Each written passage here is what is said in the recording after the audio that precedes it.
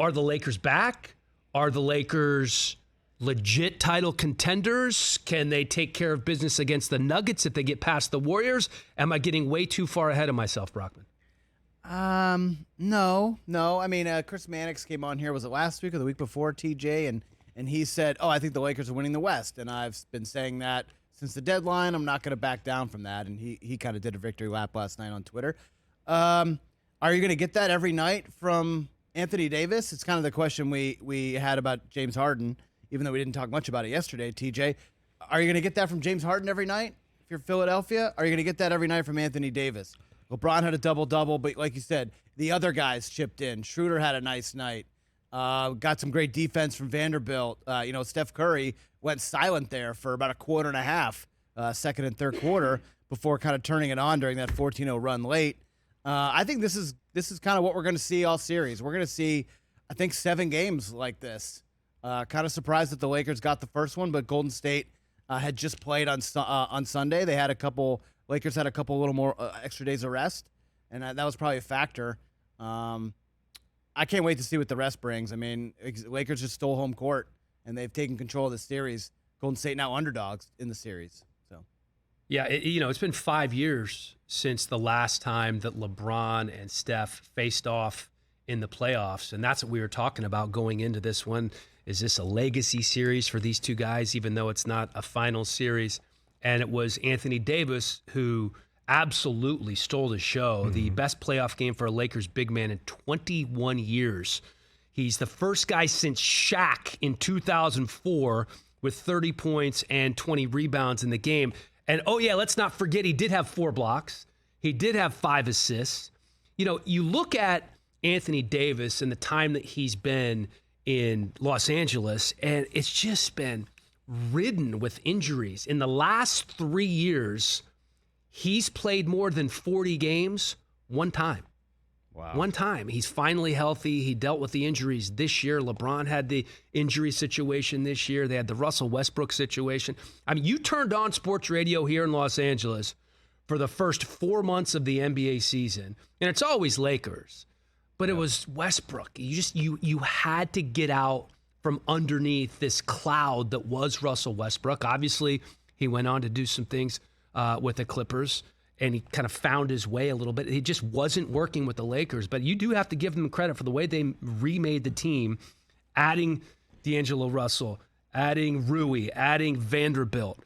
You look at this team and you look at the pieces, and dare I say, from a team that was outside of the play-in tournament as late as March 21st during the season, I could actually envision them winning a title, TJ. I'm well known around these parts as a Laker hater. I mean, it's just... You're the Clippers guy, I know. It's a fact, but how Rob Pelinka remixed this team, it was incredible to bring these guys in, to get out, to trim some of the fat and then to bring new parts in. It wouldn't surprise me. And look, we talked about Anthony Davis, Chris. Can he do that again? 23 rebounds is a lot, right? A lot of rebounds. But in the last 45 years of playoff basketball, only Tim Duncan and Anthony Davis have scored 30 points, grabbed 20 boards, had 5 dimes, and blocked 3 shots. They're the only 2 people. So can you get 30 from Anthony Davis on a nightly basis? He was pretty efficient, Dan. 11 of 19. He was over 2 from 3. And one of the announcers, I think it was Greg Anthony, even said, why is he out shooting? Yeah, get inside. Down low. You're getting busy down low. Just get closer to the basket. AD is doing what he needs to do. And look, man, as someone who doesn't like the Lakers, I feel like this is my worst nightmare coming to life, man, because I can kind of see this happening, Chris. And I don't want to see this happen. No, I don't want to see it happen either, obviously. But they look like a team that can win the West right now. If they play like that last night. And that's kind of all you really, you can really ask for and really want if you're a Laker fan. Well, that being said, Golden State was a 30-foot three-pointer away from Jordan Poole from tying the game with less than 8 seconds to go. So Golden State not out of this game. They were down by 14. They made a 14-0 run. They tied the game back. We were actually texting back and forth last night. This game was unbelievable to watch. And I feel like this is going to carry over throughout the series. Obviously, there are going to be ebbs and flows and different storylines to every game. But there's no reason for me to believe at this point that the Lakers can't take down Golden State. And there's also no reason for me to believe that Golden State is done. Yeah. Listen, they still shot 40% from three-point range. It's not like they shot terrible. Now, their field goal percentage from the floor, not as good as we would like to see. But the question for me is, what do you do with Anthony Davis? Who do you put on Anthony Davis? Draymond Green is too short. Kevon Looney is too slow. Yeah. And as long as he's healthy and as aggressive as he was, I mean, you mentioned the 23 rebounds. I mean, 30 points is great, right? Anthony Davis can go for 30 points anytime he wants. The guy averages 25 for his career. Yeah, for sure. But 23 rebounds to go along with the 4 blocks.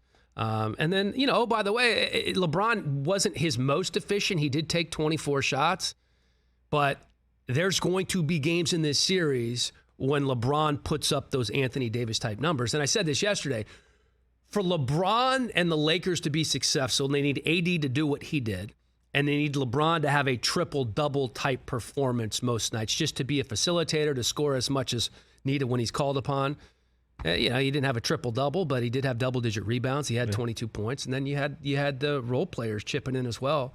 I was really impressed by Schroeder and D'Angelo Russell with the way that they played. I mean, you're going to have games where Austin Reeves.